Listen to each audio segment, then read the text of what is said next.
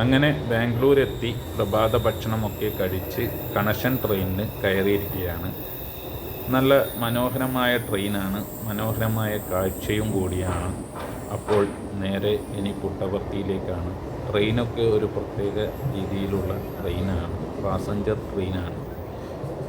നിങ്ങൾക്ക് കാണാൻ സാധിക്കും, ചെയർക്കാറാണ് മൊത്തം ഉള്ളത്.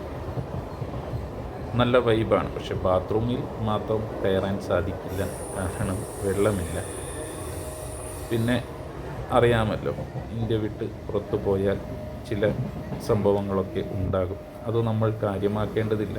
യാത്രയാണ്, നല്ല സുഖകരമായ യാത്രയാണ്.